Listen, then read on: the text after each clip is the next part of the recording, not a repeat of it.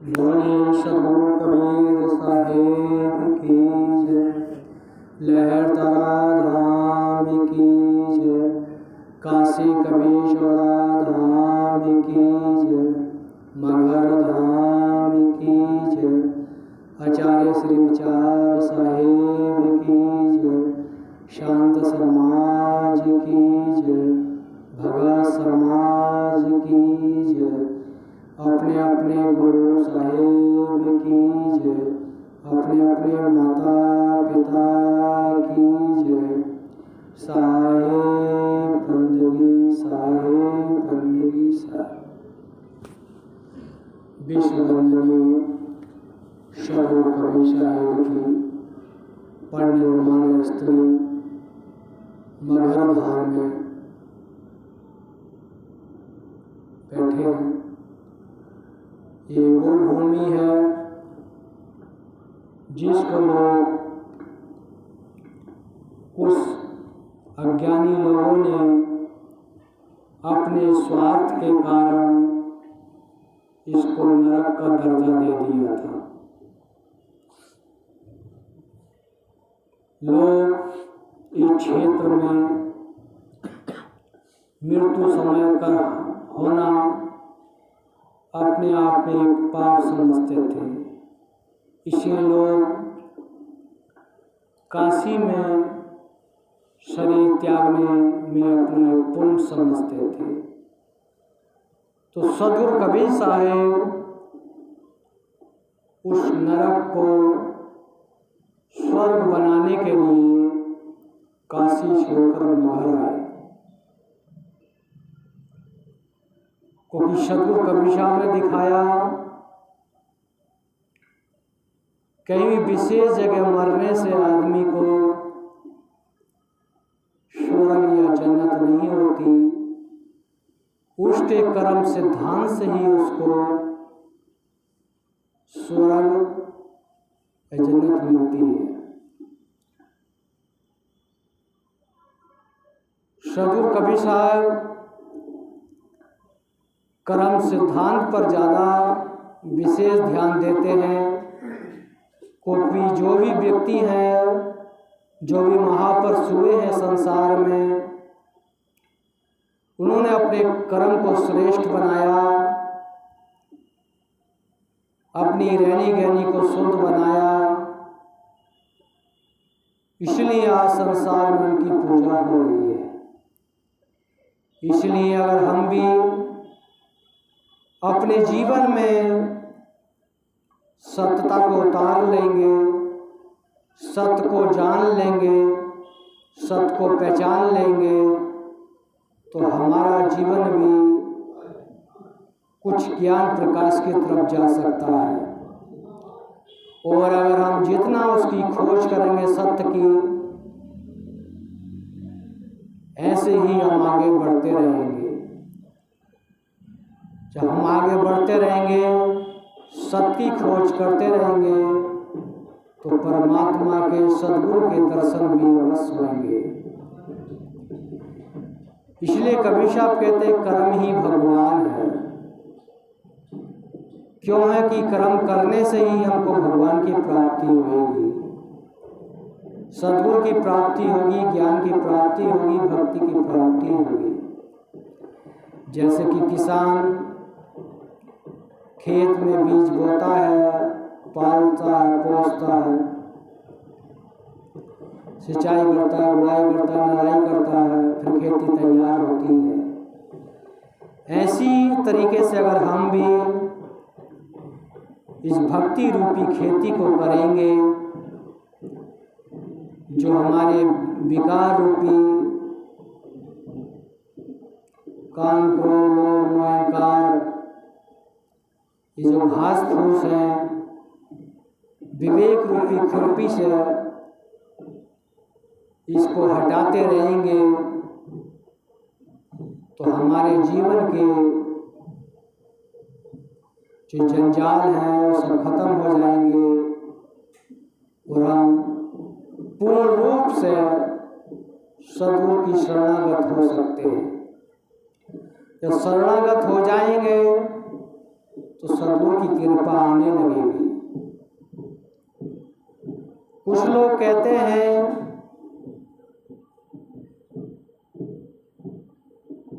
कि संसार में कोई भगवान नहीं है जो किस पे कृपा आएगी। वो परिस्थिति है जब आदमी की भक्ति चरम सीमा पर पहुंचती है और वो अपने विकारों को छोड़कर फिर उनको मुड़ के नहीं देखता है, तो सोच लो उस समय सद्गुरु की कृपा दृष्टि उस पर होने लगती है। क्योंकि कुछ बातें ऐसी हैं संसार में दिखा नहीं सकते लेकिन होती है, महसूस करने की बातें हैं, और सबकी एक अपनी अनुभूति है, एक पावर ऊर्जा है जो सभी को चला रही है। सभी का जीवन काल है, अपने जीवन काल में कैसे भी अच्छे बुरे कार्य करेगा, उसी के अनुसार उसको वो जीवन की ऊर्जा उसी के अनुसार उसको मिलेगी। अगर परमात्मा की खोज करेगा, सद्गुरु की खोज करेगा, तो सद्गुरु की प्राप्ति जरूर होगी। क्योंकि सद्गुरु कबीर साहब कहते हैं, जब हम जिसकी खोज करते करते वो स्वयं सतता में ही लीन हो जाता है, तो परमात्मा की ऊर्जा उसमें परिपूर्ण हो जाती है। फिर वो कितना भी बांटेगा, उसकी ज्ञान ऊर्जा कभी खत्म नहीं होती। इसलिए अपने जीवन में सत्य की खोज हमेशा करते रहना चाहिए। जो व्यक्ति सत्य की खोज करता है, सत्य की खोज से ही उसको सद्गुरु की प्राप्ति होती है। जब तक हम अपने जीवन में सत्य की खोज नहीं करेंगे तो सद्गुरु की भी प्राप्ति नहीं होगी। इसलिए अपने जीवन में हर समय सत्य की खोज करते रहना चाहिए। जिसको सद्गुरु कबीर साहब कहते हैं, पढ़ पढ़ कर पत्थर भया, लखे लखे सो ईंट, कहे कबीर बा हृदय में लगी ना प्रेम की छींट। कुछ लोग बहुत सारे शास्त्र पढ़कर कट्टरवादी हो जाते हैं, उनके जीवन में प्रेम दया प्रवेश नहीं करता, क्षमा प्रवेश नहीं करता, तो उसी को सद्गुरु कबीर साहब कहते हैं, पढ़ पढ़ कर पत्थर हो जाना। वो व्यक्ति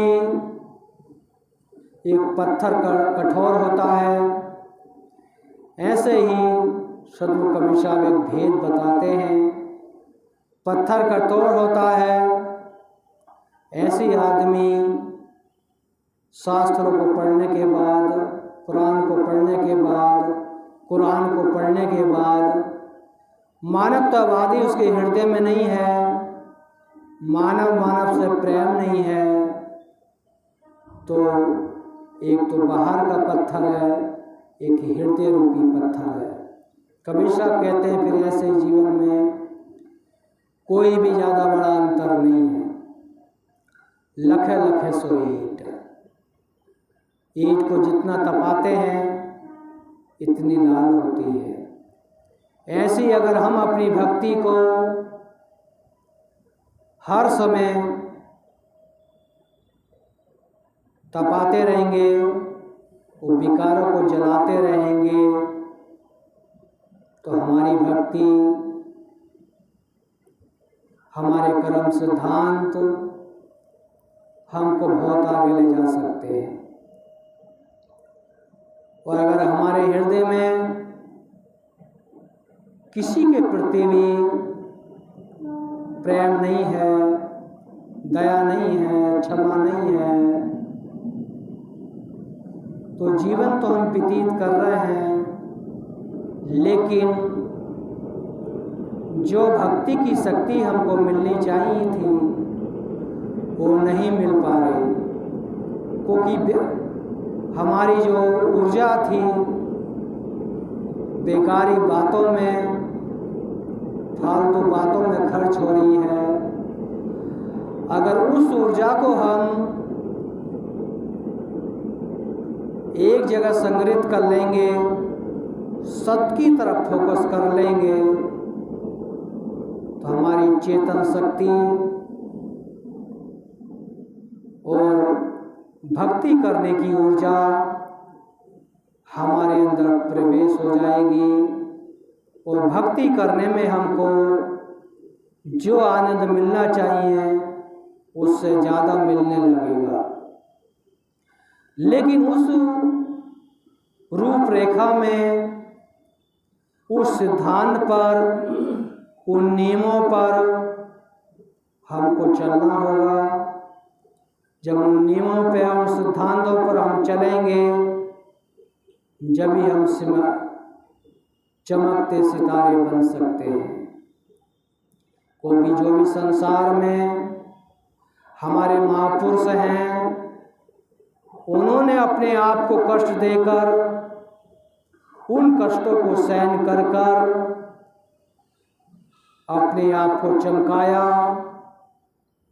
आज उन महापुरुषों की पूजा पाठ करते हैं, उनके सिद्धांत को मानते हैं, लेकिन पूर्ण रूप से उन महापुरुषों के सिद्धांत पर चलेंगे, उनके नियमों का पालन करेंगे, तो उन महापुरुषों की हम पर कृपा अवश्य होगी।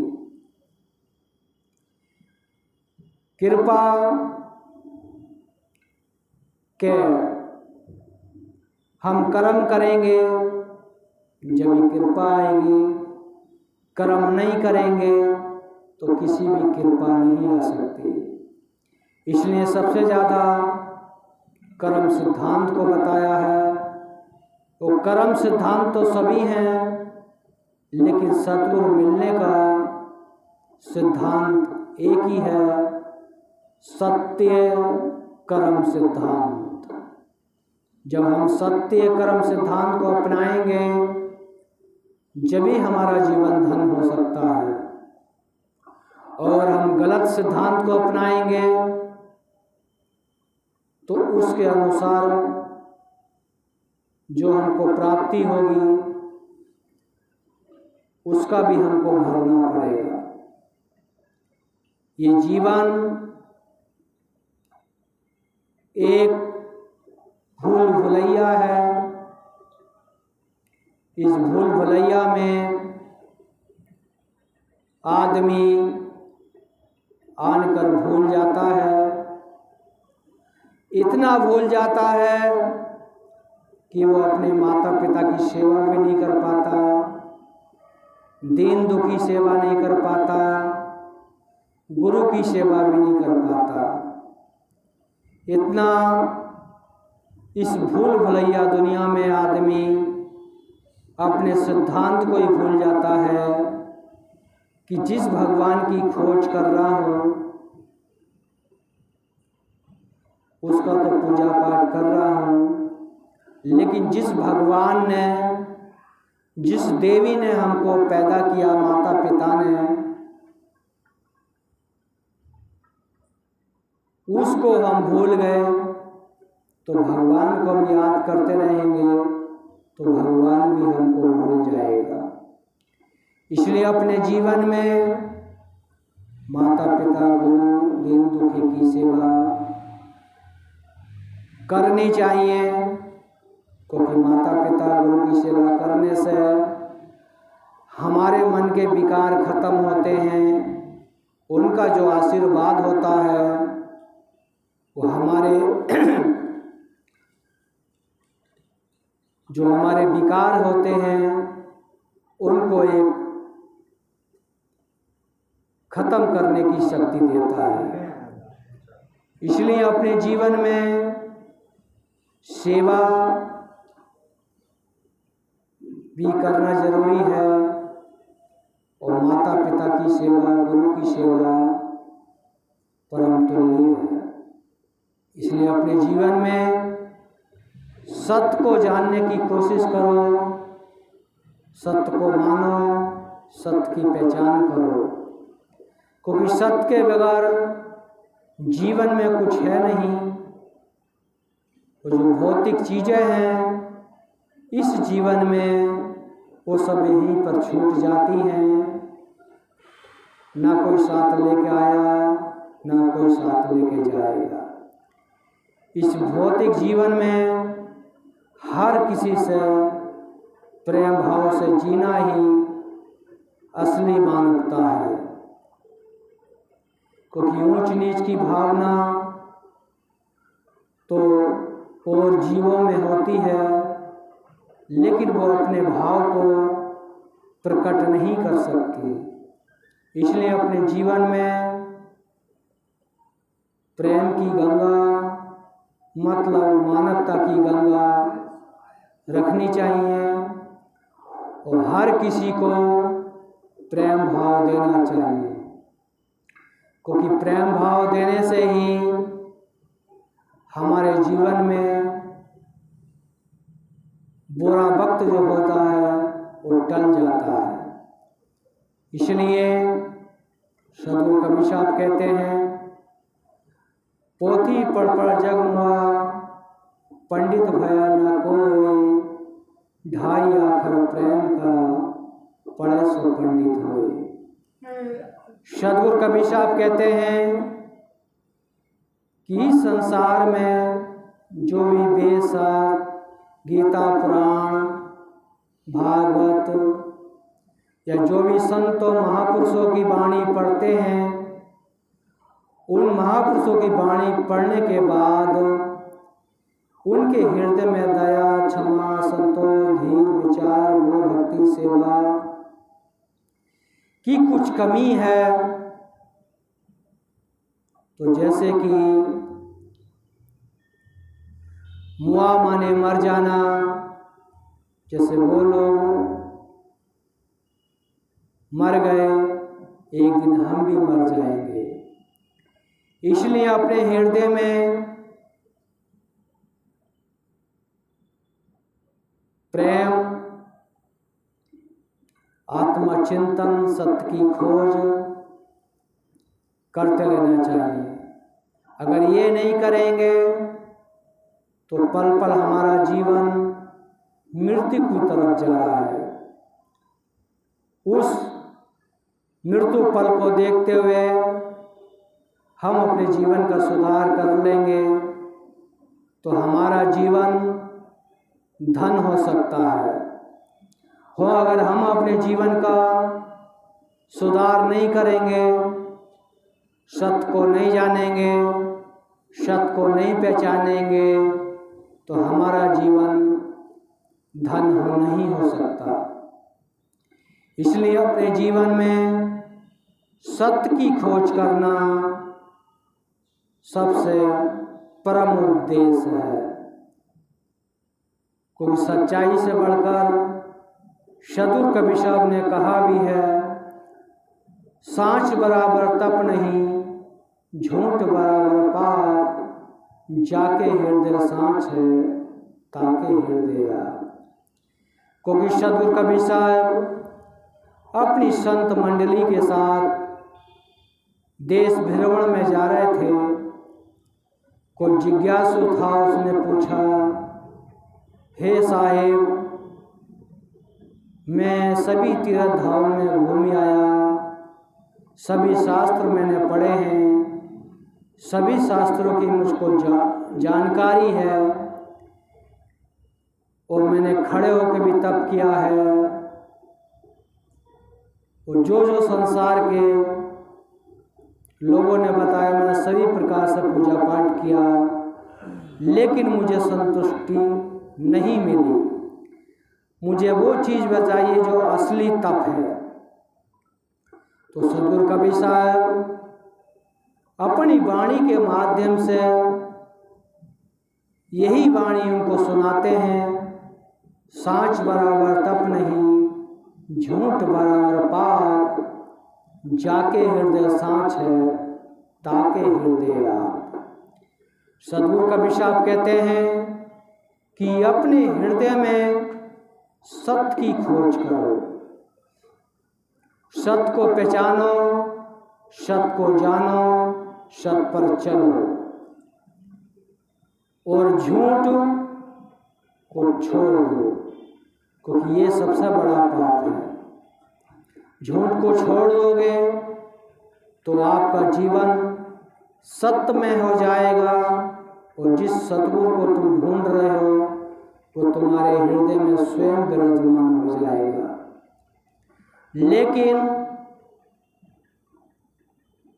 उस वाणी के अनुसार, जो वाणी का अर्थ है, वाणी का सारांश है, उसके अनुसार हम चलते हैं, हम चिंतन करते हैं, मनन करते हैं, तो हमको उस वाणी की बहुत ऊर्जा मिलती है। इतनी ऊर्जा मिलती है कि उस वाणी की ऊर्जा के कारण बड़े बड़े ऋषि मुनि अपने अपने आत्मा बोध प्राप्त कर लिए। हमको अपना आत्मा बोध प्राप्त करना है, अपनी आत्मा शक्ति को जगाना है, अपने आप को पहचानना है, तो हमें सत्य की खोज करनी पड़ेगी, सत्य को जानना पड़ेगा, सत्य पर चलना पड़ेगा, सत्य को पहचानना पड़ेगा। किसी की भी सुनी सुनाई बात पर विश्वास करने से हमारा भला नहीं हो सकता। इसलिए हमको अपनी खोज सत्य की स्वयं करनी पड़ेगी।